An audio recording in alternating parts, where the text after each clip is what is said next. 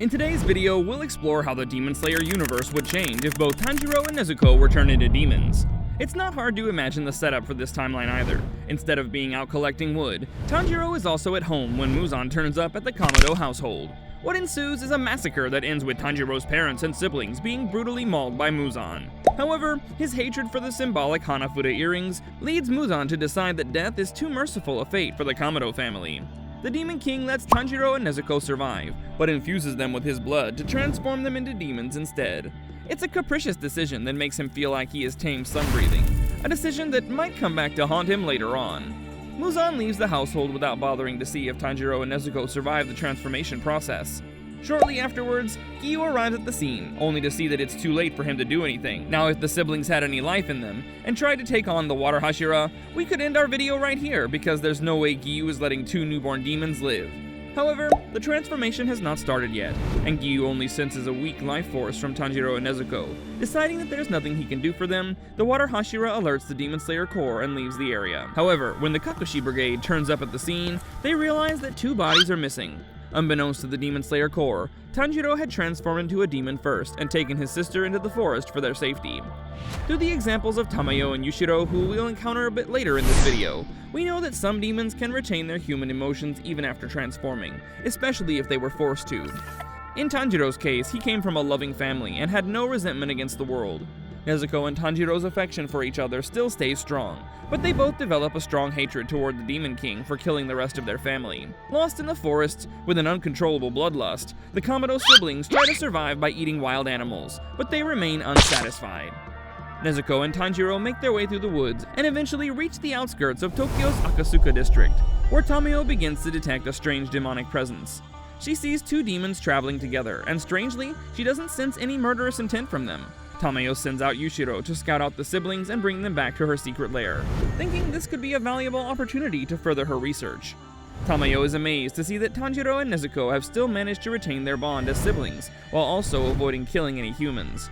She decides to take them under her wing just like Yushiro and feed the two siblings with human blood from willing donors. Muzan soon learns that Kamado's siblings did not travel down the path of bloodshed like he intended, and have instead joined forces with his sworn enemy, Tamayo. Enraged that he was unable to bring the Sun Breathers under his control, Muzan tasks Susumaru and Yahaba with hunting down Tanjiro and Nezuko for the crime of not conforming to the Demon King's will. Now, just like in the original storyline, Susumaru identifies Tanjiro by his Hanafuda earrings, and launches an attack on him and Nezuko. Supported by Tamayo and Yushiro, the two take on Susumaru and their newfound demonic strength. Tanjiro and Nezuko don't hold back at all in the battle, and even show signs of performing blood demon arts, showing Tamayo that they have great potential as demon slayers. After Susumaru and Yahaba are defeated, Tamayo sends a message to Ubuyashiki Kaguya, alerting him that she has discovered a pair of interesting demons who might hold the key to defeating Muzan. Much to Yushiro's disappointment, she also decides to train the Kamado siblings personally, and help them develop their blood demon art so they can be even more useful in battle. But let's take a step back from Tanjiro and Nezuko for now, and see how them becoming demons would affect the rest of our characters. During the final selection, only Genya, Kanao, Inosuke, and Zenitsu join the Demon Slayer Corps, and the Hand Demon lives to consume even more of Urokudaki students. Now, each Demon Slayer from the final selection will likely take their own path, but Zenitsu and Inosuke cross paths once again, when they're sent to investigate Kyogai's mansion.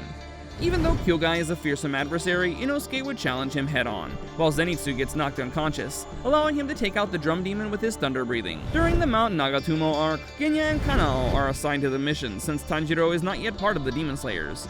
Together with Inosuke, they manage to take out most of the Spider family, but the real challenge comes when they finally go up against Rui. The Lower Moon takes on all three of the Demon Slayers at once, but they're soon overwhelmed. That is, of course, until Genya manages to take a bite out of Rui, and gains the strength to level the playing field long enough for Giyu to turn up and take out the Spider Demon.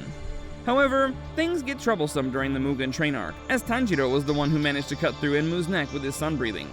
Rengoku is likely to find a way to defeat the Lower Moon one, but in this timeline, there are far more civilian casualties, and Inosuke and Zenitsu are severely injured. When Akaza turns up at the scene, he encounters a battered and bruised Kyojiro who is unable to put up much resistance as he originally did. Thus, the demon is not instilled with the same sense of fear after his battle against the Flame Hashira. Moving on to the Entertainment District arc, Kanao is dragged along by Tengen as the third Demon Slayer who assists his investigation. Her sharp instincts and subtle approach uncover Daki's presence much faster, allowing Tengen to plan a decisive attack. But even though the Sound Hashira manages to take out Daki, Yutaro's emergence changes things completely. Inosuke's brute force and Kanao's precision help them outclass Daki, while Tengen and Zenitsu try to overwhelm Gyutaro with their speed. Even though the Demon Slayers beat the Upper Moon 6, they're missing something crucial: Nezuko's Blood Demon art. Unable to burn away Gyutaro's poison, Tengen succumbs to his injuries at the end of the battle. Over at Swordsmith Village, Gyoko and Hantengu execute their plan to wipe out the Demon Slayer's weapon supply. Without Tanjiro and Nezuko, only Genya, Mitsuri, and Muichiro are present to defend the civilians from this attack. Now, Muichiro, being the lone wolf that he is, will still likely be able to defeat Gyoko on his own, by awakening his Demon Slayer mark during their battle. However, Mitsuri will not be so fortunate against Hantengu.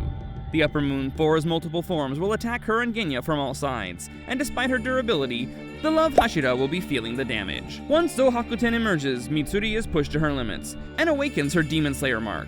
She engages Hantengu's strongest form by herself, and sends Genya to behead the main body as soon as he can. Since he has consumed the flesh of the Upper Moon 4, Genya manages to keep up his relentless pursuit of Hantengu until dawn, and catches the demon with a shot from his pistols right as the sun rises.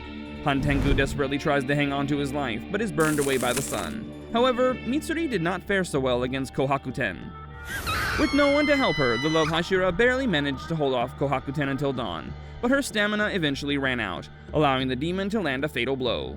Before he could turn his attention to the village, Kohaku-ten was also wiped out by Hantengu's death. Back underground, Tamayo's training bears fruit. Tanjiro and Nezuko both develop their blood demon arts and gain strength almost on par with an Upper Moon. Once they're ready, Tamayo sends the siblings out to intercept demon attacks across Japan, adding to their notoriety among the Demon Slayers. Following the events at Swordsmith Village, Ubuyashiki Kagaya decides that the Demon Slayers need all the help they can get, and enlists Tanjiro and Nezuko into his forces.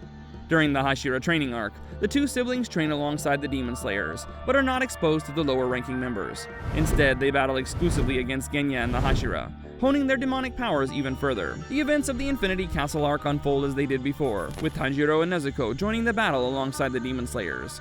Tanjiro and Giyu battle Akaza together, but this time, Tanjiro's Blood Demon art makes him an even more formidable opponent. He matches Akaza's strength, creating openings for Giyu to attack the Upper Moon 3. As the Upper Moon falls, Muzan watches with disdain.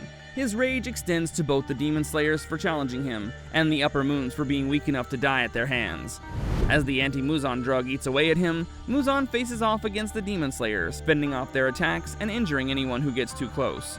It's at this moment that Tanjiro reveals his secret weapon that he saved just for the Demon King, the Hinokami Kagura. Tanjiro's memories allowed him to perform sun-breathing techniques, and he perfected its form while training under Tamayo. Terrified by the image of Yoriichi that he sees in Tanjiro, Muzan is backed into a corner and is finally overwhelmed by the Demon Slayers. As the sun rises, he's burned away once and for all, ending in a victory for humanity. But what happens to Tanjiro and Nezuko now that the Demon King is dead? This was all planned ahead, and members of the Kakushi run in to inject them with the same demon-to-human drug used to defeat Muzan. The transformation is painful and slow, but the siblings are both transformed back into humans.